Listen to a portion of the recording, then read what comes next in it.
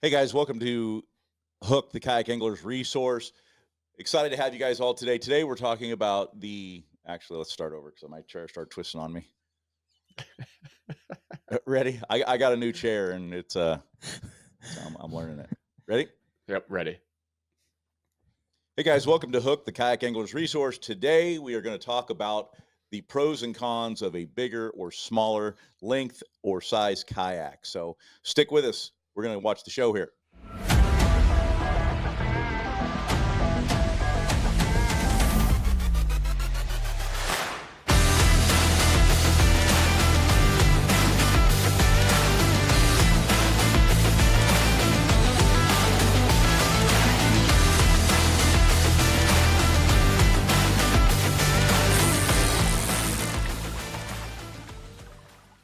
Travis, JT, how we doing, gentlemen? Living the dream. Yeah, great. We're getting close to spring. We can feel it. Yeah, we had a nice little stint of weather here in Missouri last week, and I think it got people's wheels turning, and shop got a little bit busier and sold some kayaks. But yeah, it's right around the corner, and I think we got a good topic if you are looking at getting a kayak, or if you're not sure what to get and you want to do some research. But we're going to talk about big kayaks, little kayaks, advantages, disadvantages. Travis, let's start with you. You've got a battleship that you usually fish out of, the Autopilot 120. You used to fish out of the MK 106, so you've got a little bit of experience on motorized in both on those old towns. What's your preference? Like, what's your go-to? You feel like? So I tell people all the time, and this kind of goes back to the same thing we always talk about: is when a customer walks in the door, kind of the first questions are, "What do you fish? Where do you fish? How do you fish?" For me personally, and I tell this to people all the time, I would rather have the smaller kayak. If the AP came in a 106, I'd own that. I love the 106, and I tell everybody, well, the reason I love the 106 is for everything I could do with it off the water.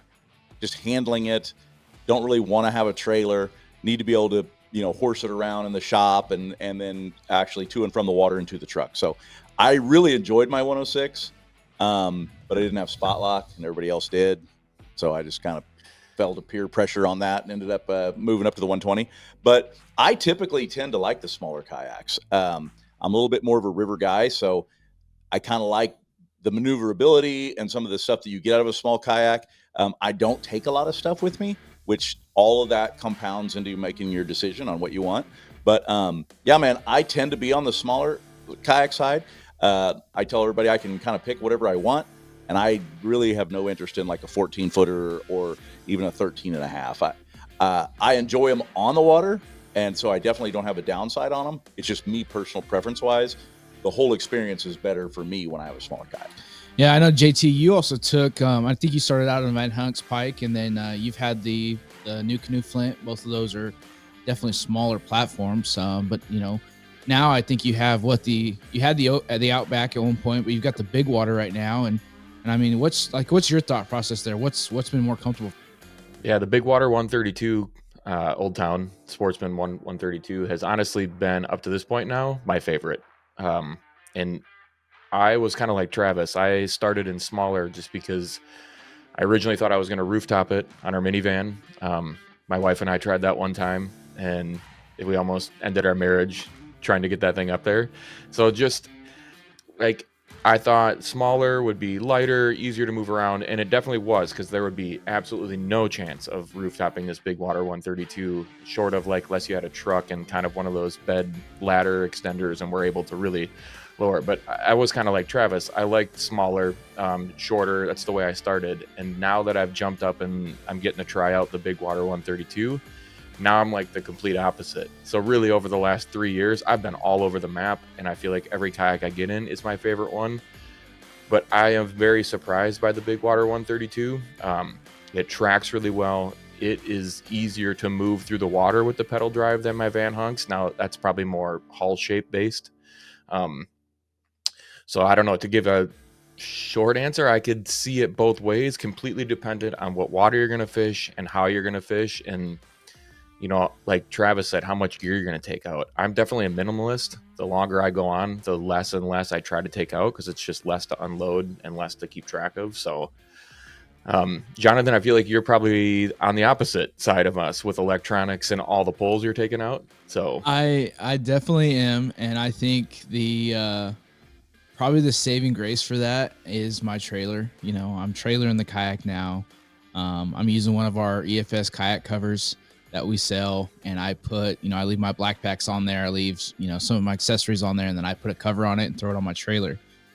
Wet launching is great. It's definitely a science. You know, once you figure it out, you figure it out. You know, you kind of get your system down and all that. But yeah, with that, you know, Pro Angler Hobie Pro Angler 14 with the 360 drive, it's definitely a barge. Now, guys do get away with, you know, putting the boondocks on them and truck loading them, and maybe a little bit less gear than I carry and less electronics and more, you know, minimalist.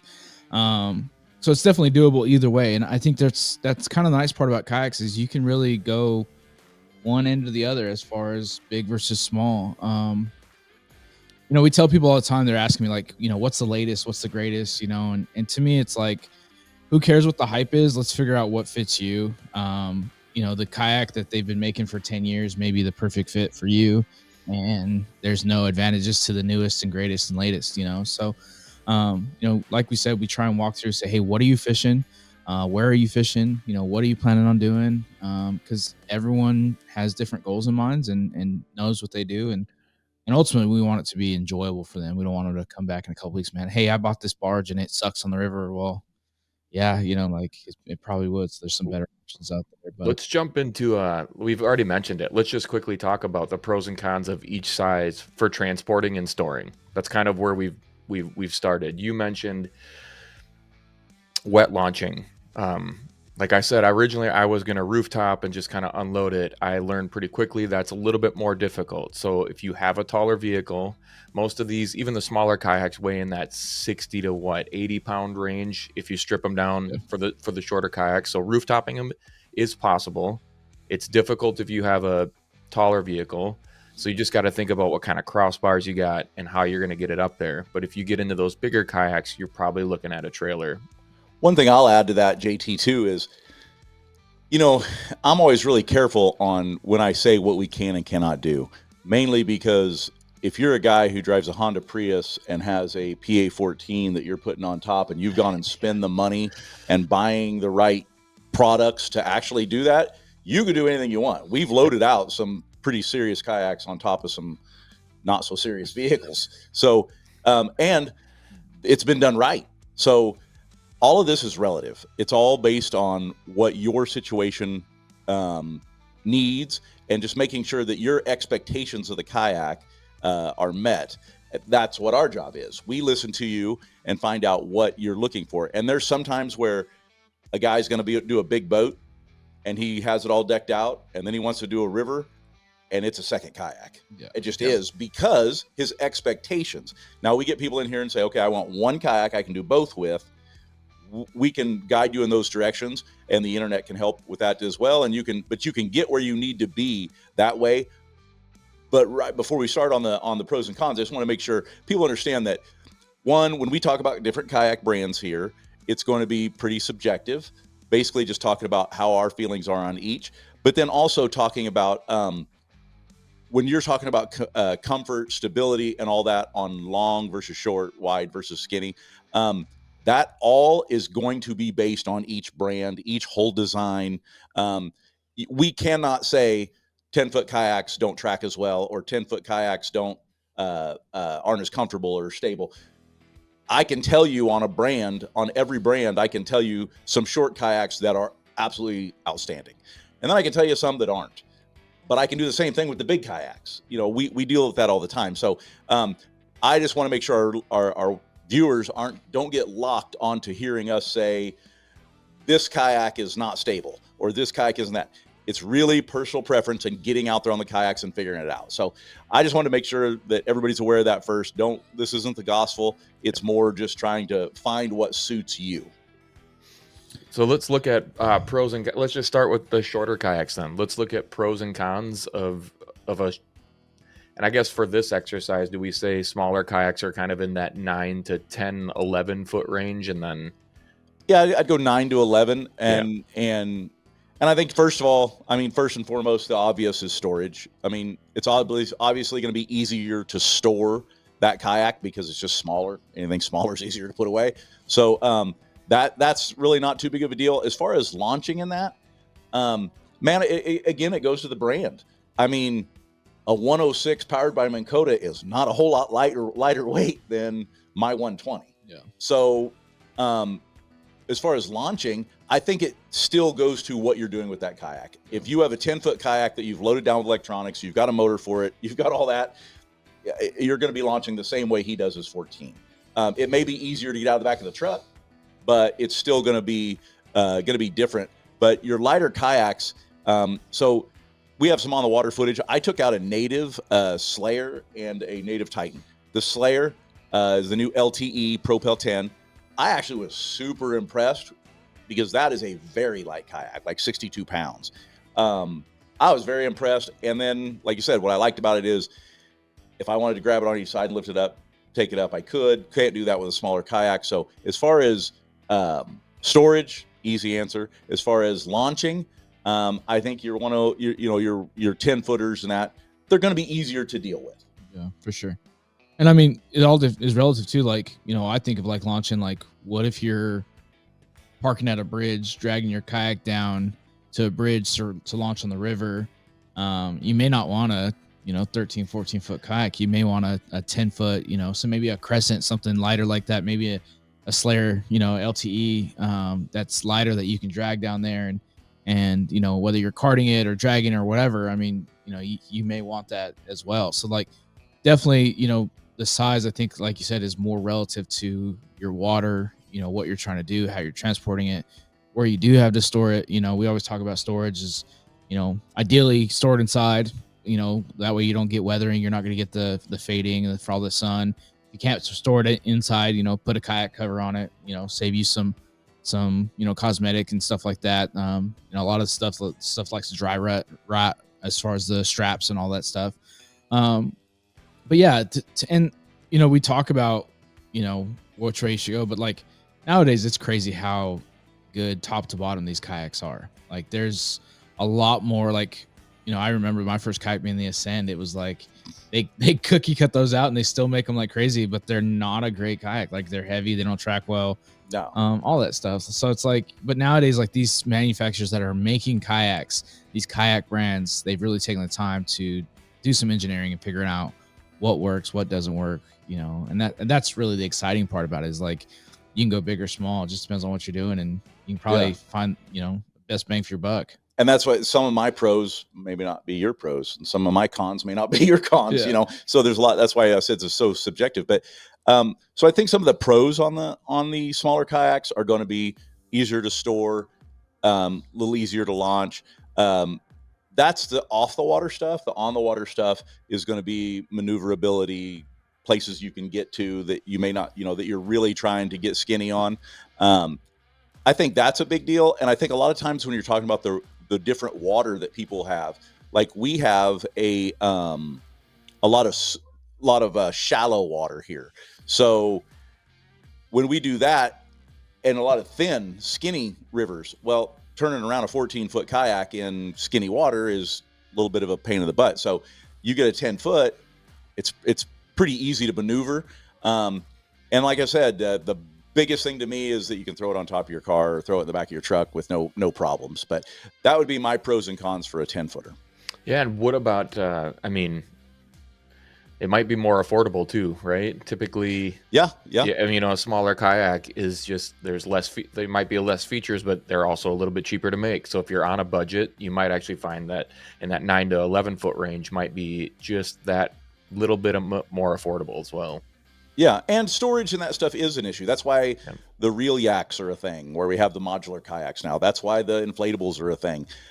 It's just kind of the next step of people trying to figure out how to have the best on-water experience while suiting their needs as far as storage, transport, that kind of thing. So, I would say, the pros and cons when you start talking about the smaller kayaks.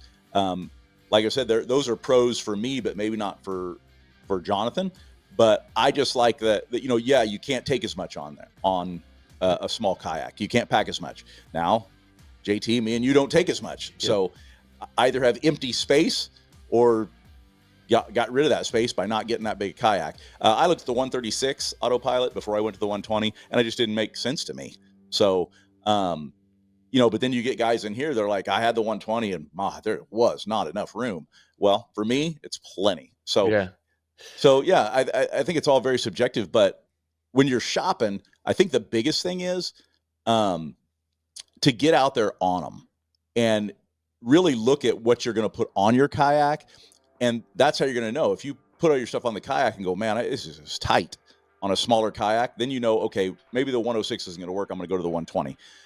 120 still not there. You go to 136 or 14 foot. So, I think you just got to do your due diligence and figure out what you like. Because we get people in here all the time. I want this, but I want it super light and I got to car top it. Well, the end result kayak that they're looking for may not be the one that's going to work. And we've struggled with them out here in the parking lot, trying to get them loaded before and making sure the people can handle them. And that's one pro of the smaller kayaks is if you can handle a kayak, you can definitely handle one of those.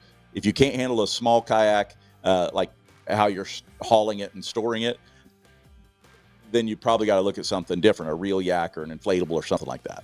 What about stability? I mean, there might be a little bit of misconception that longer kayaks are always more stable, but that might not always be true because your stability is kind of comes down to your hull shape and then even width more so than length sometimes. So my opinion on that, and it does, this is a learning process that you when you're just out on them, and I've been on about everything now. So, getting in a U10 after being in a unlimited, I can't tell the difference.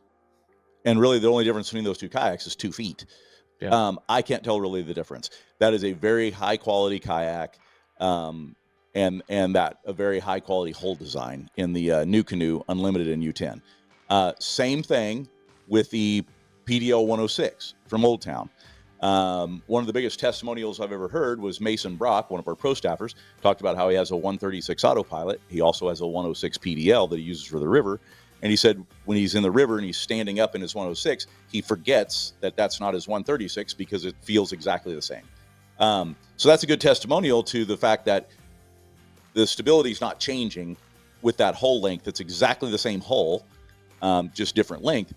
So I think that it's very dependent on the kayak brand, because then you start dropping down and you look at say just a regular kayak, non-pedal drive in like a 10-foot Moken. That's not going to be as stable as the 12-foot Moken. And that's the kayak brand and the hull design. And that's not a bad thing. That's just something that's different. So I think that when you're looking at that, you can't go into a kayak shop, mine or anyone else's, and say, I do not want a 10-foot kayak because they're not stable. You got to check the brands. You got to check the what hull design, talk to the professionals that are in there and find out what works. Because what I see the difference in a short kayak versus long kayak is on a long kayak, if you've got movement in the water, it's going to displace that water better and stay smoother, where a smaller kayak is going to dip in and out of the water through the waves. And so you get a little more rollers. If you're a big water guy, you probably do want to go to a larger kayak. If that's not very often, then the larger kayak's not really a necessity. But the stability on them, I don't think is directly related to the length, depending on the hull design. But I think you can find what you want in any length, but it just has to be a certain kayak. Not all 10s are stable. Not all 14s are stable. It's just the way it is. Yeah. I mean, so really we're just kind of hammering home that there are some differences between the two, but it really comes down to brand. And that would be like asking questions, whether it's with us, whether that's on our online forum, the Kayak Anglers resource, or giving the storefront a call and just kind of connecting with people. But really, most importantly, maybe get in there and try some out. But for sure, you brought up a good point. Perfect segue into water type. You mentioned BigWater. That is probably where we can transition into some longer kayaks, because then I think it does become more important. If there's current or waves, that is where I think you will see a huge difference with long kayaks versus short kayaks. Absolutely. It's going to cut water better. Just let's talk about them, pros and cons. Like cons, obviously, right off the bat, they're more likely going to be heavier. They're going to be harder to store because they're just longer. You use the Sportsman 106 and the AP 136, Mason Brock's example. Like we were talking, like that's great stability and he can't tell, but that's kind of crazy. It's a 3-foot difference. And if you think about the depth of your garage or wherever you're storing it, 3 to 4 feet extra length, that can be a problem very quickly if you don't have the space. Yeah, and a 10-footer, a lot of times in your garage, you can stand it on end. 13.5-footer, you got a nicer garage than I got because I can't stand that up in mine. So yeah, that's a concern. I think your pros on your bigger kayaks are going to be first and foremost just more room. And more room doesn't mean always just for more stuff, but I think a more room lends itself to being a built kayak.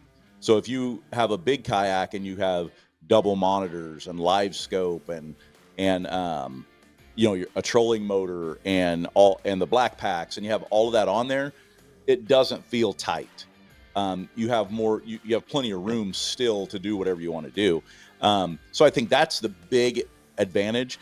But even going back just a tad on the stability, I think what makes a bigger difference on that is motors, batteries, pedal drives. Anytime you get something low center of gravity in that's going to affect your stability quite a bit more than anything else. And I think bigger kayaks tend to be built more. So it tends to really make you feel like that's a boat almost. So I think the biggest pros on the longer kayaks are they cut water better, and you're able to do anything you can build them any way you want. You can do that on a little one, but it's going to get tight when you start throwing all that stuff in there. The bigger ones, you can do anything you want.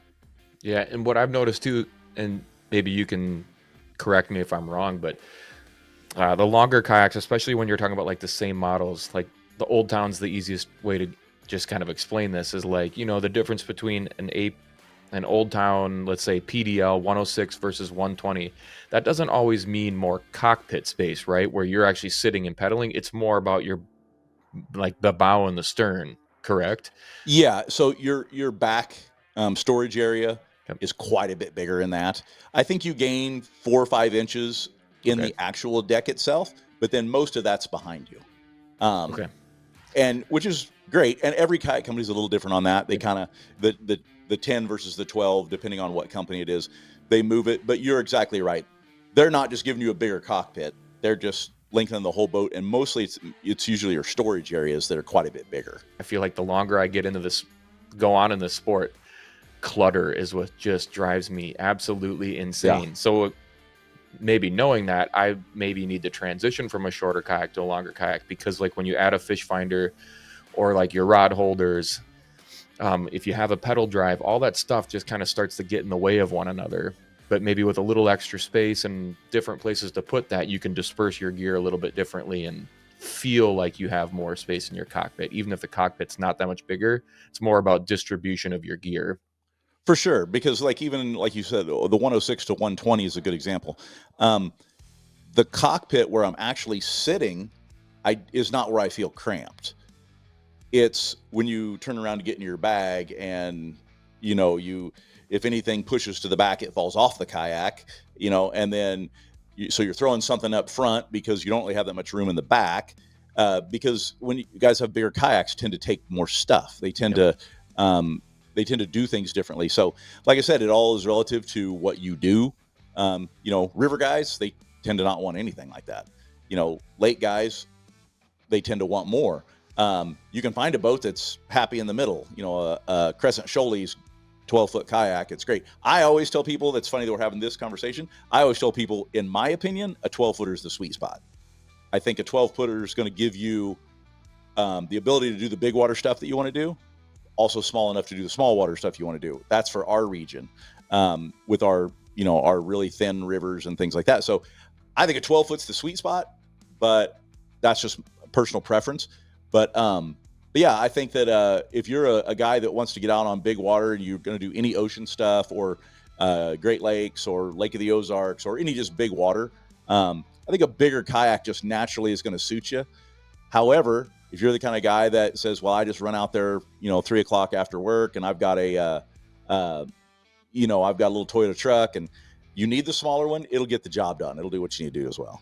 Yeah, Go go ahead. ahead. Sorry about that. The Flint is a really good example of being like really made to be a fast, just cut water, get where you want to be type of boat. Had a blast with that in the river floating. Yeah, and the kind of boat where if you were to run up on some basic rapids, that thing's going to kill it. It's going to do really good. Just a great little boat. Not the most room in it by any means, but it suits the purpose of the people who need that kayak to shoot rivers and things like that. So yeah, that's a pretty good example of a minimalistic kayak that has really everything you want on it. You can do it as big as you want, but the guys that love those love them because of their strong suits, and that's just the agility. Yeah, and I would say for the Flint too, like we were talking about, that's a shorter kayak. It was really light, really fast, super easy to paddle. Was awesome on the river. I never felt comfortable standing in that one. It's one of the few that I have yet to. I think you could. I also don't have the best leg stability with a fake knee and some arthritic issues in my ankles, so maybe I'm not the best gauge. But that's a much narrower kayak too, which I'm sure plays a pretty big role. And I guess another advantage of the long too is probably higher weight capacities, something to consider. Yeah, I know so much stuff goes back to hull design. Yep. Because we think about all this, then you look at the unlimited. The unlimited is only 12 foot. Yeah. But you would be hard pressed to find a more stable kayak in our building than that. And it also has the highest weight capacity of any kayak we have, including for the 14 footers. So hull design has so much to do with that. But you're right. When you start getting up there into some bigger water, the length, you're going to need it. Yeah. And just if you're, call back to one of our previous episodes with like for the big and tall, obviously if you are somebody who's over 6'2" or 6'3", I don't know, at that range, or you're someone who's closer to 300 pounds or bigger, like longer might be better just for higher weight capacities and that weight distribution and just a little extra room worth considering too. And you just mentioned something that I think guys forget too, and Drew Gregory's really good at this. But waste distribution is something that I think we don't think about a lot, and you really need to, especially when you start putting different stuff on your kayak. But I know Jonathan was saying that when he was staying with Drew at the Bassmasters, I mean, the night before he went and cleared that thing up, he actually went out and was weighing everything and making sure that it was, because the way he won that tournament is to get to the skinniest water possible. So he needed his boat to be able to draft evenly, not having the tail down or the nose down, but being able to actually stay really, really level. And I think that is a big deal. And I think the longer kayak is much easier to disperse that weight out. Like you said, if you get a 300-pound guy and he's in a 10.5-foot kayak, going to be hard to counterbalance that guy. But if it's a 13-foot kayak, that's all easier done. So, that's one of your pros of your large kayaks is you can disperse your weight considerably better because you have more surface area to do so. I mean, again, I feel like we're just crushing our segues too, because a conversation just got started on our Kayak Anglers Resource Forum. I briefly pulled it up. I can pull it up again too, but it was on the Jackson Big Rig. And the question is like, how do you properly distribute your weight? And this person's wondering, they're waiting for their Jackson Big Rig, and they're wondering how you properly distribute like an NK, what is it? What did he say? An NK 300. So he's just wondering, where do I put the battery? Do you put it in the bow or the stern? But you also have electronics and your fish finders and your batteries too. So that's just a question people are always asking, wondering if you throw that big heavy motor battery up front, is that going to mess up the stability of your kayak? But what are your thoughts on that? I'm glad he told you what kayak, because a lot of that question depends on the actual kayak. But I think that there's a lot of testing to be done. Personally, common sense would tell me that battery needs to go up front. Also depends on what battery you're running. If you're running a 100 amp hour or a 50 amp hour, that weight, I would like it up front. I think that the big thing for me would be to put it up front, go out and test it, and just make sure that the nose isn't dragging, that it's not too much. I don't think it would be, but I typically like to put a lot of stuff, a lot of weight under me, because that helps your low center of gravity. So under the seat tends to be a really good spot for me personally.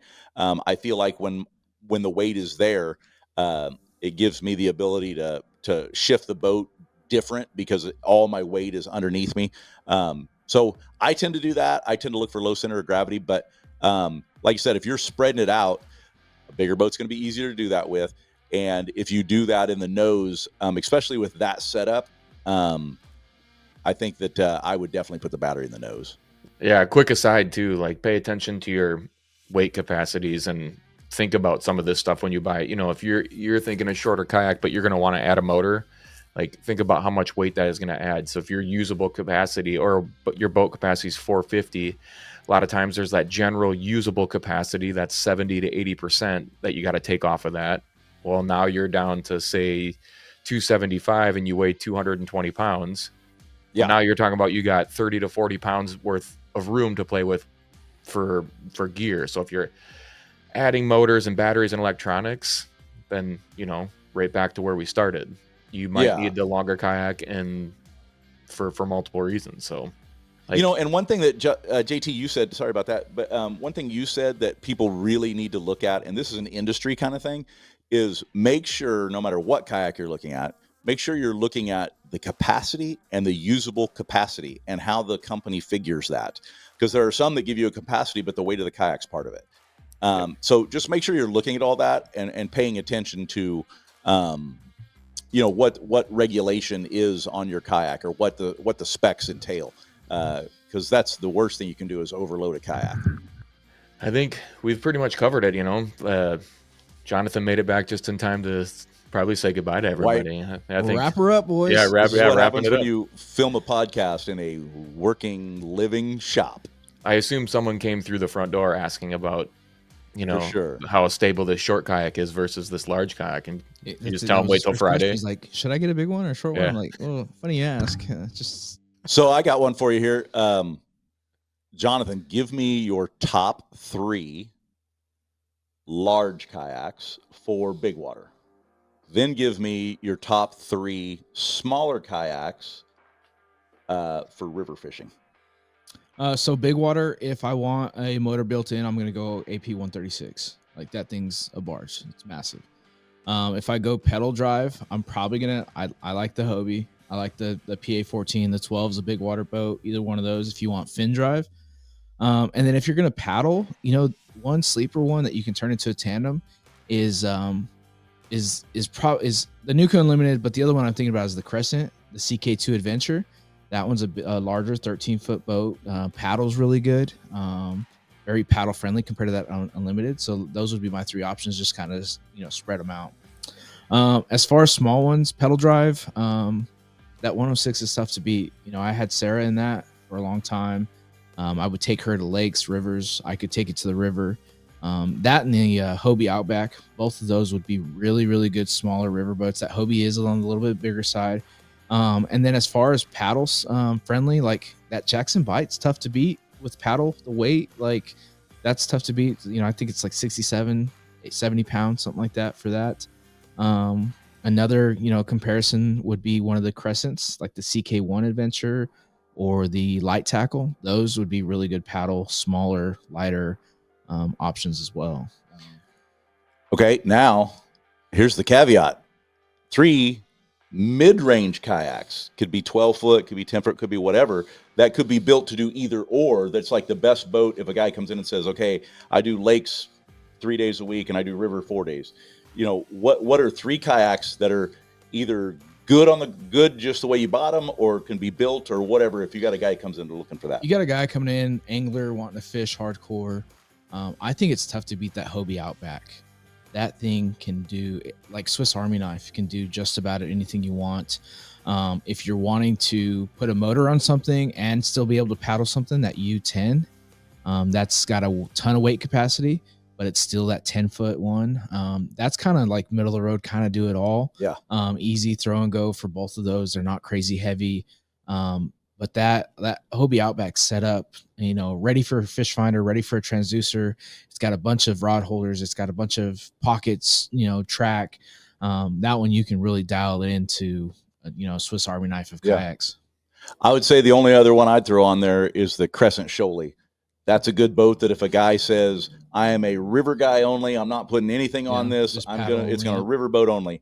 It's a great boat for that. Yeah. If a guy comes in and says, I'm putting a 300 on it, and I'm also going to throw a bow mount motor on it, and I'm putting 3 fish finders, and Maybe you could it's do that with that CO10. boat too. Yeah. I mean, so that's a boat that, you can turn it into whatever you want. So Yeah. very cool, man. I just wanted to get Jonathan's opinion on that since he was out working a customer.